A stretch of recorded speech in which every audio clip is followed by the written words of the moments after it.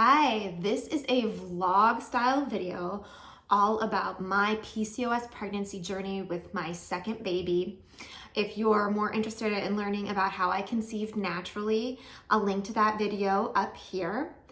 If you're really struggling with your fertility journey, you may find this video gives you hope or inspiration. On the other side, it may be a trigger for you. So I am just telling you right now so that you can make that decision for yourself, whether or not you want to skip to the next video or stay with me. Okay. So this video is really going to be about my later stages of pregnancy, how I stayed healthy, my birth, postpartum experience, all the tips I can give you as a sister and just as a woman who has given birth twice now and has at least maybe a few tips and have learned from my experience, okay? So I'm gonna kind of kick off like at the 20-week mark. I had just your basic sort of first trimester with the nausea and the not really wanting to eat. So I did not gain a lot of weight in my first trimester. I might have even lost some because I just didn't feel well. Then in about 20 weeks, all of that kind of went away. And that's, when you start getting the bump and you start really looking pregnant and getting that glow instead of just feeling like you can't get out of bed and all food in the world is disgusting. So at about 20 weeks gestation, I requested that my OBGYN give me the gestational diabetes test early. And here's why. I have PCOS, and so do you probably. And that puts us at a slightly higher risk of having gestational diabetes. And that test is usually given between 24 and 28 weeks pregnant, but it's really not that hard to take it twice. So I recommend just requesting that you take it at 20 weeks because if you do end up having gestational diabetes, you're much better off getting it under control ASAP. But you're probably also going to want to take that second test at 24 or 28 weeks because that's when it's most likely in pregnancies to where you're likely to get gestational diabetes. And that's just a temporary diabetic state brought on by pregnancy and the demands of pregnancy in your body. It's not exactly clear why PCOS makes us more likely to have this, other than we are prone to insulin resistance to start with. So that would be my first guess. My first test at 20 weeks came back high, just borderline. And that threw me through a tailspin, okay? I'll admit to you, I was just a little cocky, I'm the PCOS personal trainer. I got my nutrition on lock. I work out even when I'm pregnant. I'm lifting weights. I'm like pregnancy personal trainer, mom boss, super healthy. I've got this, right? So I was totally kind of like crestfallen when I got this high glucose or this high gestational diabetes test where they had to go in and do the second test. Mostly because I was like, well, gosh, I have been doing all the lifestyle things. If I do have gestational diabetes, I'm probably going to need to medicate it because there's just not a lot more I could do nutritionally. And so that made me really upset. And when I'm pregnant, I can get upset much easier than normal. So after I took some time to process that, I was just kind of like, you know what? I can't be mad at the world. I can't be mad at my body. It already did this amazing thing by giving me a second pregnancy. I just got to make peace with whatever the second results are. So the first test they gave me was just you drink this sugar drink, you wait some time, and they do a blood draw. The second test, it's 3 different blood draws. It's like one at an hour, one at 2 hours, and one at 3 hours. So I was like sitting at the OBGYN forever. I had to drink all this nasty sugar drink. I was in a bad mood. It was not good. I was not happy. But thankfully, my second test came back all clear. So hindsight 2020, I wasn't really paying attention what I was doing in the hours before my first glucose test. They tell you to just eat normally before the test, but I worked out that day and then got monster pregnancy hungry, and I just ate a lot of food and then went in and did the test. And when I told the OBGYN that, she was like, well, Erica, you knew that's probably what would happen. Didn't you think that through? And I was like, I didn't. I just didn't. I made a mistake. But so that was just really frustrating. But if you do find yourself in the position where you have gestational diabetes, it's very manageable. It's always easier to handle these problems right away. So that's why I would encourage you to ask your doctor about getting tested early. Because I am older, I was 37 when I had my second baby. I also was seeing a perinatologist for my first few ultrasounds, or scans as they call them. And she also recommended that. She said that really with PCOS, she didn't have a lot of concerns once you get beyond the 12-week mark of when a pregnancy is a little more tenuous, except for gestational diabetes. So that was my experience. Let's pause for a second and talk about being a little bit older and pregnant. It can sometimes be a little bit annoying because they bring it up a lot, and it's not like they're doing it to be rude, like your doctors and your nurses. It's just they're trying to give you the best medical care possible, right? And I don't really have an issue with my age normally, but after a while I was kind of like, oh, hey, I get it. I'm a geriatric pregnancy. And in my case, they sent me to get scans again at a specialist, a doctor who specializes in high-risk pregnancies, for the first few ultrasounds I got to make sure that I wasn't a high-risk pregnancy, since my age made it more likely. And I was a little bent out of shape about that, but a friend of mine who's the same age as me was pregnant at the time, and she said to me, I love being older and pregnant. I get more ultrasounds, I get more attention, I feel like I'm getting amazing medical care, even better. So I was like, wow, that is the way to think about it, right? Instead of being like, this is so annoying, I have to go to extra doctor's appointments. The real attitude is one of gratitude. I'm getting excellent medical care, and also I'm pregnant and I'm 37, and it's great. It's part of life. So just for those of you that might be kind of dealing with that geriatric pregnancy label, that's my tip from my friend to me to you. Okay, so once we got past the gestational diabetes, everything was pretty smooth sailing. It was just about growing this healthy baby and getting ready for birth. And so my workouts as I get bigger tend to focus more on strength and less on cardio, mostly because I'm getting tired faster, especially when I'm chasing after a toddler this time while being pregnant.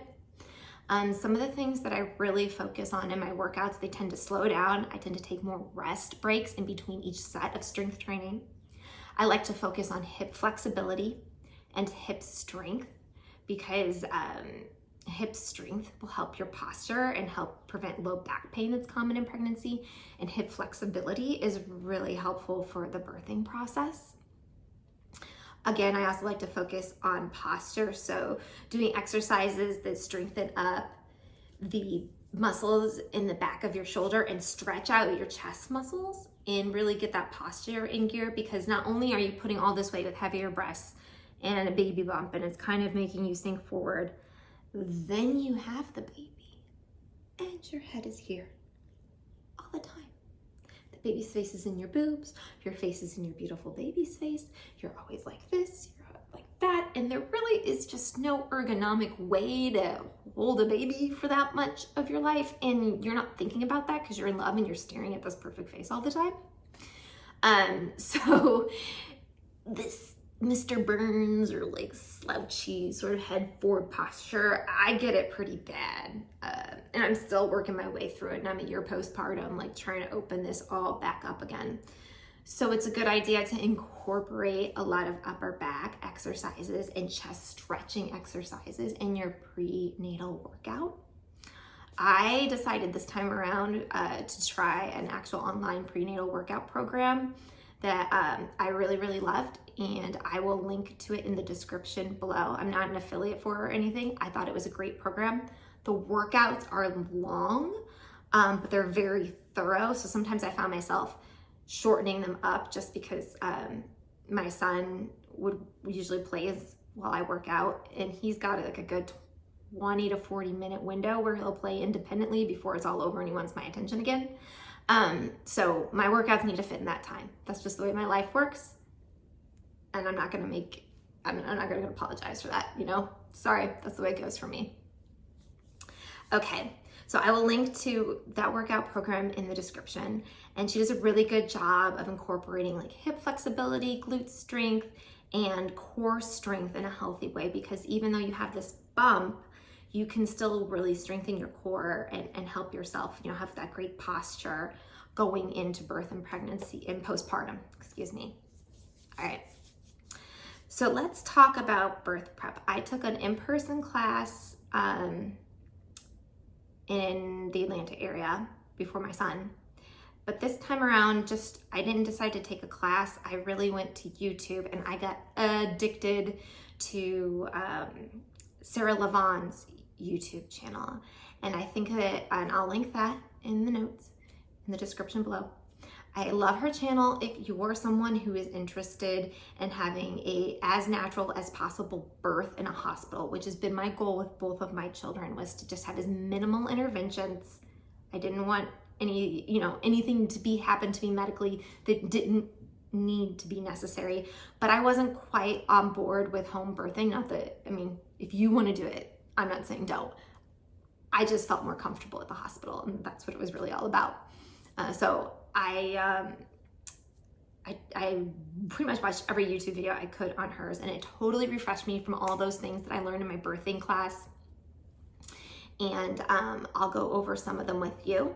Also, my husband reread a book about being a good birth partner, and he was like good with the first birth, but he was amazing at the second time around. And I think that had some to do with experience and some to do with reading this book. My nurses actually said that he should be a doula. They were like, you should become a doula, dude. You're amazing. So I will try to remember to add that to the notes so you can pass that on to your partner, whoever they are. That might be helpful for you. Okay. And then I also wrote up a really simple birth plan. My sister-in-law is a labor and delivery nurse. Unfortunately, not at the hospital I delivered, but out of town. And she reviewed my list and she's like, I love this. It's bulleted. It's all one page. It's really simple, basic things, nothing fancy that you're asking for. But sometimes it helps just to have it on paper. The nurses seem to appreciate that. But like also that it's succinct and you're not like creating a list of demands. You're just giving them an idea of what your end goal is. And then you're saying, hey, I know this may not happen exactly the way I want it to, but this is kind of how we thought we'd like things to go, if it's within our power to do so. So I had that prepared, and I used a lot of like the tips from Sarah Levon to write that again. And yeah, so let's talk about what I packed in my birth bag. I've seen a lot of YouTube videos about like the minimalist bag to pack for your hospital birth. Sure, okay. But like, is this really a time to like not bring anything that could maybe possibly make you feel more comfortable? Like, I was just like, let's just get a big bag and bring all the things I think we might need. Because believe me, you won't know what you really want until you're experiencing what you're experiencing, and every birth is different. So I am a proud birth bag overpacker, and I would advocate for that day in and day out.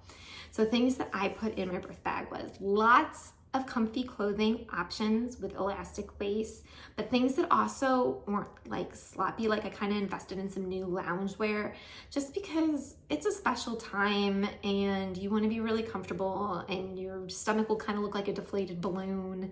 And there's a lot of like, I don't know, unprettiness. There's a lot of roughness that goes along with giving birth in the postpartum period. So having like some outfits that make you feel, I don't know, not like you're ready to like go out to dinner or anything, but just like that you feel kind of good about yourself in. Like, I feel like a classy woman in my pajamas, not like, you know, a total hot mess. It can help kind of like with your psychology and your feels. So I had a couple different like pajamas that I knew I would really love. Like I love the feeling of, and I had them bigger. Like I didn't have them in my like pre-baby size clothing, because your body doesn't like bounce back like magic, no matter how fit your pregnancy was. I also had this really amazing birthing gown. It's basically a nightgown with buttons in the back so that if you have an epidural, they can get in there and give you an epidural. It's got like flaps so you can do skin to skin immediately when the baby's born. It's like even the nurses at the hospital are like, this is a great gown. Like we can get in everywhere we need to get, but also you don't have that awkward hospital thing where like the hospital gown doesn't tie around your butt very well. And they're often too big and they slip off, and I just found them really annoying, and the fabric's really scratchy. So this is like a nice soft fabric. It's a little extra, but I bought the matching like bathrobe and matching baby outfit to my birthing gown because it was just so cute. Those were just like splurge items, but I really think that the birthing gown is essential because I think it makes you feel more comfortable about getting up and moving around to get more comfortable during the birthing process. Because it's not like you're trying to get up and like hold the gown on at the same time, and it's just one less thing. Okay, other things I would recommend bringing lots of phone chargers with long cords and things like that so that you have plenty of juice in your phone to take pictures and text. I brought organic lollipops that I actually sucked on during labor just for like energy, but also like just, I don't know, to have a taste to kind of take my mind off of the pain and the discomfort of contractions. It kind of helped like that much. Hot packs and peppermint oil. So with my first baby, I was like a super puker. This happens to some people. I mean, it was just, I won't get into details, but let's just say if there was no word for throwing up at a hospital, I think I could have gotten it that day. But I packed some peppermint essential oil because I read somewhere that it might help you stop vomiting if you smell it. And I was like, this is probably not going to help because like my nausea was epic. They even gave me medicine to help me stop puking, and I didn't stop. Whoa. I don't know what the deal was. My husband dropped some of it. I was about ready to start throwing up again with this pregnancy, and my husband dropped some of the peppermint oil in like the barf cup they give you at the hospital when they think you're about to like throw up. Like it was like a wastebasket. And I breathed it in. It was like, the puking urge just like went away. And then every time it would come back, if I just took a hit of that, it like really stopped it. And last thing in my birth bag that I think is worth packing are Depends undergarments. They give you postpartum underwear in the hospital. It's like just not that good, and Depends aren't that expensive, and you're not wearing them forever. I know it's like, ugh, but they're actually more comfortable, so they're worth buying. Do you want to talk about when my baby was born? Let's talk about it. So like I said before, I had this awesome gown on that really helped me feel comfortable to move. I did not have an epidural. I didn't want one, in part because I have a lot of back problems. I have significant scoliosis, and just the idea of someone putting a needle into my spine, I felt like it could be problematic. And I just didn't want to take any risk of like getting additional back problems. And I really didn't like the idea of not being able to use my legs and not being able to move. I'm someone who does better with things when they have like control. And the idea of not being able to move really didn't appeal to me. But I also told myself, like, if the pain got too much, I wasn't above asking for the epidural. So I wasn't putting what you would call like a moral value on having a baby without pain medication. It was just a personal choice that I thought would make my birth more like the way I wanted it to be. And it did. So I spent both of my births mostly on my feet, just walking around, leaning against tables while my husband rubbed my back, on all fours, sometimes on an exercise ball.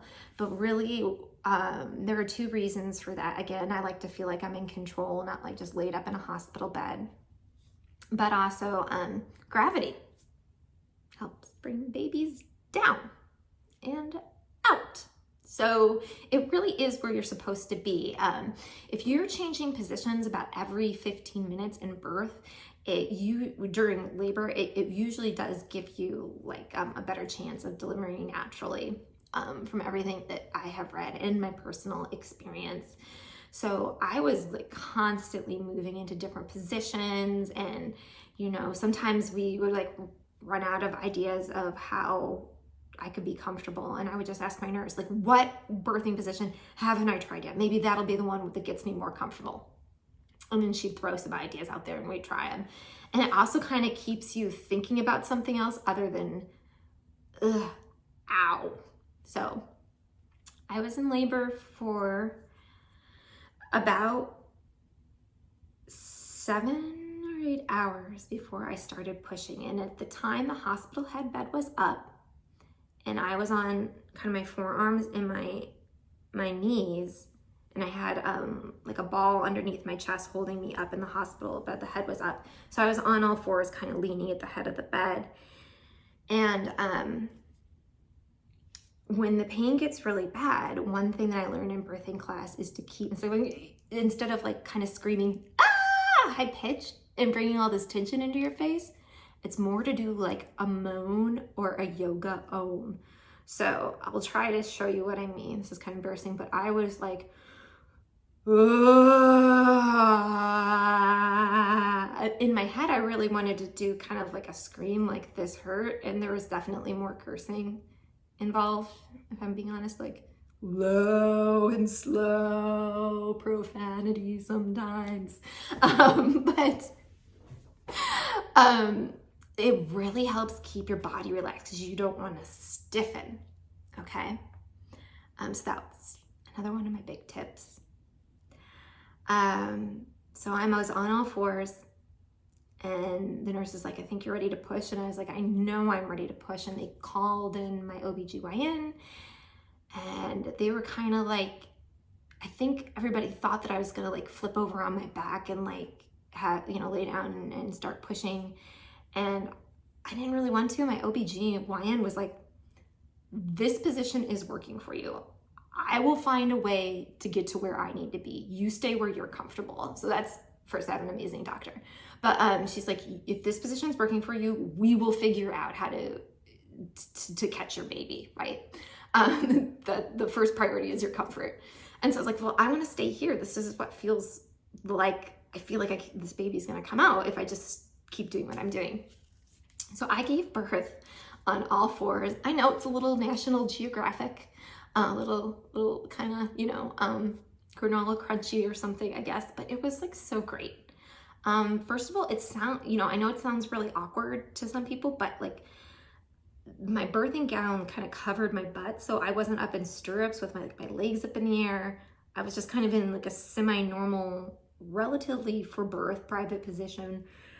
And I was just looking, I didn't have lights shining over me. I was just like kind of looking down. I could just see my hands and my husband holding my hands, and I could just focus. I was in this zone. And after I think 3 or 4 pushes, my baby was born. And the best part was that she just kind of like slipped right underneath me. So I was on all fours, and she was just looking directly up at my face. She just opened her eyes for the first time in her entire life, and sorry, she was just staring right at me. And it was the most amazing thing I've ever seen. And I will never forget it. So that's my PSA about trying to have your baby on all fours, because their little face she just came out and she was right there looking at me.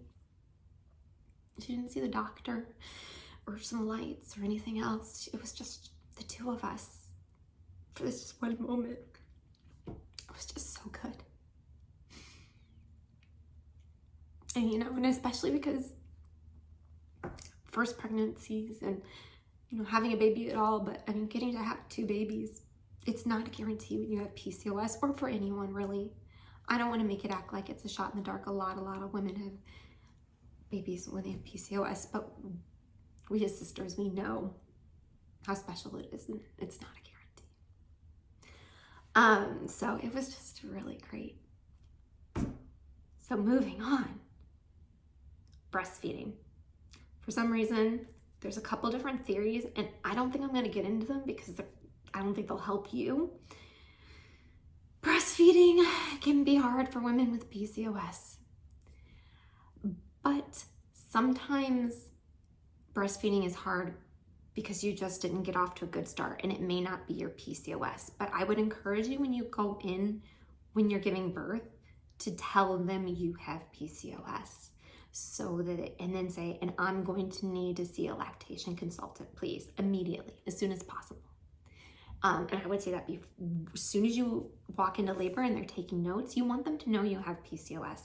You may think it doesn't affect you because you already been through the fertility journey, but that's not true. There's good practitioners, nurses, and doctors will already know that you might have some unique needs, but there's nothing wrong with bringing it up and asking for what you need. So I would definitely recommend hooking up with a lactation consultant if you have access to them immediately. Don't wait till you have a problem, because if like maybe your baby does a problem latching and you don't know it right away, a lactation consultant might spot it. And so you don't want to have a latching problem that carries on for like 12 or 24 hours. And then on top of that, have PCOS and just have a rough start on breastfeeding. So go ahead and be greedy and be the squeaky wheel that gets the help and say, I need help right away. I want to know that everything's going right.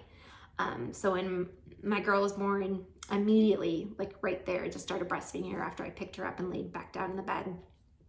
And so we got that going immediately. And then I asked for that next morning to see the lactation consultant. Even though I was fairly certain that things were going well, I wasn't going to leave it up to chance because that was something that was important to me. And then my postpartum experience was amazing this time, mostly because we followed the 5-5-5 principle. And that's postpartum, you spend 5 days in bed, 5 days just in your bedroom, and then 5 days in your house before you go and do anything. And that sounds like a long time, but it's not in the scheme of things. If you have it within your power to get the support to make that happen, I would highly recommend it. With my first baby, I was like, oh, I feel great. I bounced back from birth. I'm gonna go do things because I'm amazing. And it was okay, but like I was really just kind of like, I don't know, doing it to prove something. And I didn't need to do that. And this time I just like rested and cuddled in bed with my baby. Now, well, I didn't let her sleep in bed with me, but we just spent time in the room, just her and I together, and my son would come in and we'd read books and like gently play in bed, together. But I just really focused on resting and enjoying that sleepy sort of recovery stage.